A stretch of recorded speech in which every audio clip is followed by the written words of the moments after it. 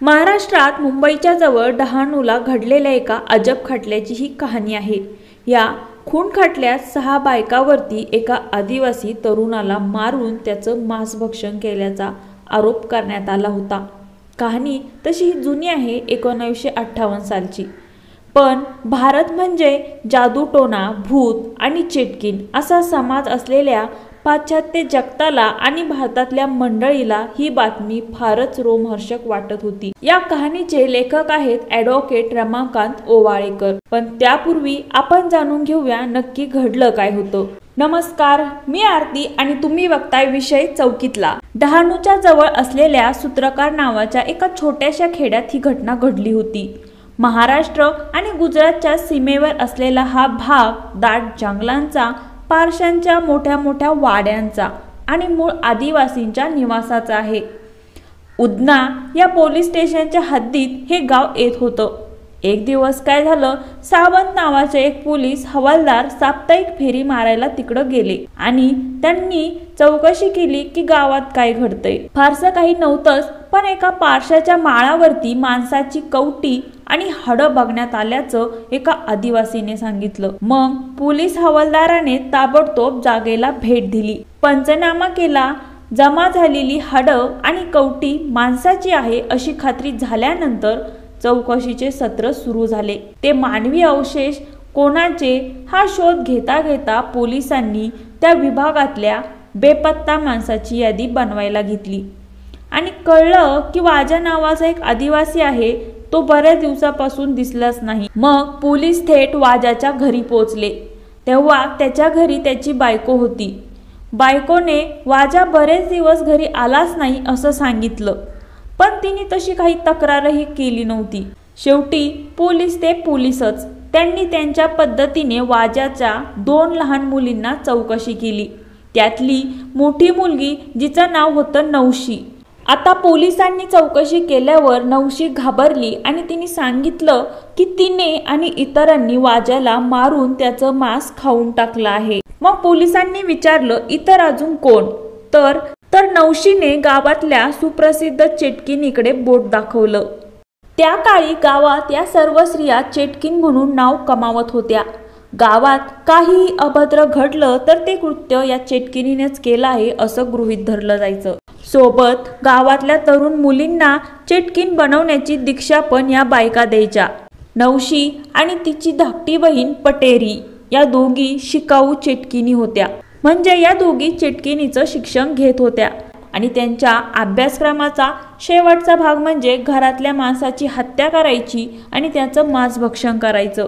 अशी माहिती या मुलींकडून कळल्यावर पोलिसांना फक्त वेळ लागायचंच बाकी होतं।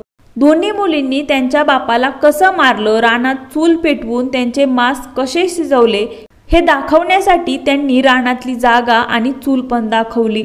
पोलिसांनी आसपासची जमीन आणि राख यांचे नमुने पण गोळा केले। एकूण 6 जणींना अटक केली, तर या 6 जणींमध्ये 2 तर वाजाच्या आयाच होत्या। चक्रावून गेलेल्या पोलिसांनी जमेल तितके पुरावे कोर्टात दाखल करून सगळ्यांना आरोपीच्या पिंजऱ्यात उभे केले। प्रत्यक्ष गुन्हा दाखल करण्यापूर्वी स्थानिक न्यायमूर्ती समोर चेटकीनीचे जबाब नोंदवण्यात आले। एका चेटकीनीचा त्यावर त्यांनी अंगठा घेतला। वाजाला का मारलं या एका प्रश्नाचे सगळ्यांनी एकच उत्तर दिले, ते म्हणजे तुमचा देव कोंबडं खादा, आमचा देव माणूस खादा। खटला सुरू होण्याआधीच या प्रकरणाचा इतका गवगवा झाला होता की देशाविदेशातील पत्रकार, स्थानिक बातमीदार यांच्या माध्यमातून नरभक्षक प्रकरणाची जाहिरातच झाली होती।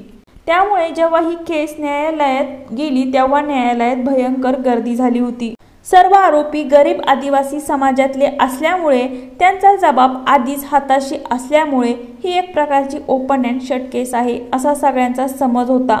आता हे सर्व आरोपी होते गरीब आदिवासी समाजातले, त्यामुळे त्यांचा जबाब आधीच हाताशी असल्यामुळे ही एक प्रकारची ओपन अँड शट केस आहे असा सगळ्यांचा समज होता। सेशन कोर्टचे न्यायमूर्ती श्री गटणे यांचा असा विचार होता की या सर्व आरोपींना त्यांचा बचाव करण्याची संधी मिळायला हवी, पण ही केस घेणार कोण? आदिवासी गरीब असल्याने सरकारतर्फे त्यांना एक वकील दिला। या वकिलांचे नाव होते ॲडव्होकेट रमाकांत ओवाळेकर। हा खटला पुढे कसा चालला ते आपण बघूया। तर आता ह्या खटल्याच्या पहिल्याच दिवशी सहाही चेटकिनींना कोर्टासमोर उभा केलं। तेव्हा त्यांचं जे रूप दिसत होतं ते भयंकरच होतं। तर त्यांची उंची जेमतेम 3 ते 3.5 फूट एवढीच होती। नजर भेदक होत्या, केस पांढरे आणि विस्कटलेले होते, हसणं आणि बोलणं विकट होतं। आता जेव्हा यांना न्यायाधीशांनी विचारलं की तुम्हाला गुन्हा कबूल आहे का, असं विचारल्यावर या बाया फक्त हसल्या, आपापसात पुटपुटत राहिल्या आणि थोडं रागावून विचारल्यावर ना हा असं बोलून मोकळ्या झाल्या। पहिली साक्षीदार होती नवशी। आता ही नवशी जेव्हा कोर्टासमोर उभी राहिली तेव्हा ही आदिवासी आहे यावर कुणाचा विश्वासच बसेना, कारण तिचं रूप होतं गोरी गोमटी, शेलाट्या बांध्याची आणि मंजूळ आवाजाची एक सुंदर तरुणी। आता नवशी आणि पटेरी ह्या दोघी अल्पवयीन होत्या, त्यामुळे त्यांना सुधारगृहात पाठवलं होतं। तिथेच या दोघींचा मेकओव्हर झाला होता। अर्थातच प्रथम दर्शनी झालेला आभास जेव्हा नवशीने प्रश्नांची उत्तरं द्यायला सुरुवात केली तेव्हा मातीच्या ढिगाऱ्यासारखा कोसळला।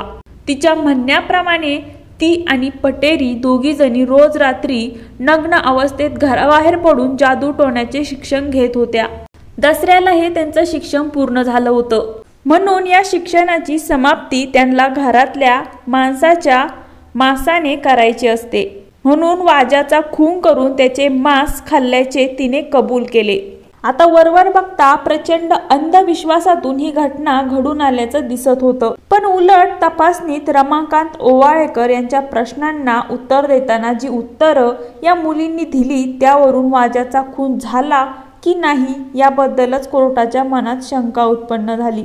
त्या दिवशी रात्री काय घडलं असा प्रश्न नवशीला विचारण्यात आला तेव्हा नवशीने सांगितलं की त्या रात्री या सर्वजणी नग्न अवस्थेत वाजाच्या घरी, वाजा जिथं झोपला होता तिथं गेल्या। त्यांनी वाजाला सांगितले की तुझा बळी द्यायचा आहे, तेव्हा त्याला सोबत यावं लागेल। आता त्यांनी सोबत घेतल्या 2 दारूच्या बाटल्या आणि ते घेऊन या चेटकिनी जंगलात गेल्या। त्यानंतर त्यांना विचारलं की इतक्या दूर एवढ्या रात्री तुम्ही जंगलात कसं गेल्या। नवशीने सांगितले 2 म्हाताऱ्या चेटकिनींनी या वाजाचा जो आकार आहे तो फक्त 1 फुटाचा केला आणि एका कुत्र्यावर काकडी आणि जमनी नावाच्या चेटकिनी स्वार झाल्या आणि दुसऱ्या कुत्र्यावर आकार लहान केलेला वाजा पण स्वार झाला आणि आता ही दिंडी पोहोचली जंगलात। तिथे गेल्यावर या सर्वांनी दारू प्यायली आणि त्यानंतर वाजाचे तुकडे तुकडे करण्यात आले। त्यानंतर त्यातल्या चेटकिनींनी मंत्र फुकला आणि त्यानंतर मंत्राने जमीन दुभगण्यात आली आणि त्यातून अग्नी बाहेर आला आणि चूल पेटवली गेली। त्याचे मांस एका पातेल्यात जमा करून शिजवण्यात आले। आता हे शिजलेलं मांस खाल्ल्यावर नवशी आणि पटेरी पूर्णपणे चेटकीन झाल्याचा दाखला देण्यात आला आणि पुन्हा एकदा त्यातल्या चेटकिनींनी मंत्र म्हणला आणि जी दुभंगलेली जमीन होती ती एकत्र करण्यात आली आणि कार्यक्रम संपला असं नवशीनी सांगितलं। कोर्टासमोर हा जबाब जेव्हा देण्यात आला तेव्हा न्यायमूर्तीच्या लक्षात आले की आरोपी एका विकृत आणि विस्कळीत विचाराने भरलेले आहेत, बाकी काही नाही। आता जे ॲडव्होकेट होते रमाकांत ओवाळेकर यांनी उपलब्ध पुराव्याची छाननी कोर्टासमोर केली। पहिला पुरावा असा होता की सापडलेल्या कवटीत दातच नव्हते आणि दात असल्याचा पुरावाही नव्हता।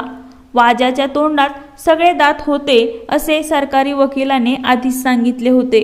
दुसरा पुरावा असा होता की ज्या ठिकाणी हे अस्थि अवशेष सापडले होते ती जागा गावाची दफनभूमी होती, त्यामुळे तिथे असे अवशेष सापडणे साहजिकच होते। तिसरा पुरावा असा होता की अस्थिवरती कोणत्याही वार केल्याचे, आघात केल्याचे दिसत नव्हते। चेटकिनींनी वाजाचे तुकडे तुकडे केल्याचे म्हटले होते। चौथा पुरावा असा होता की एका प्रेताचे मांस एका पातेल्यात मावेल हे अशक्य आहे।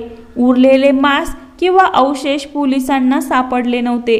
पाचवा असं की थोडक्यात प्रेत म्हणावे असे काही पुरावे पोलिसांना मिळाले नव्हते। ज्या वाजाचा खून झाला असे पोलिसांचे म्हणणे होते त्याला महिनोमहिने गवत कापण्याच्या कामासाठी घर सोडून बाहेर राहण्याची सवय होती।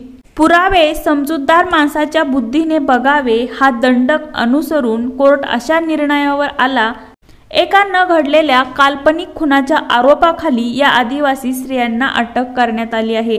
हा विचार करताना स्थानिक न्यायाधीशासमोर जो कबुली जबाब नोंदवण्यात आला होता त्या न्यायाधीशांना प्रश्न विचारल्यावर त्यांनी त्यांचे मत हे पूर्वग्रह दूषित असल्याचे कबूल केले आणि साहजिकच सर्व चेटकिनींची निर्दोष सुटका करण्यात आली आणि अशा प्रकारे ही केस क्लोज झाली।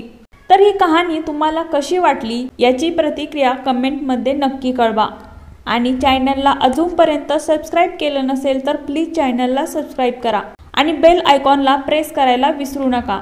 धन्यवाद।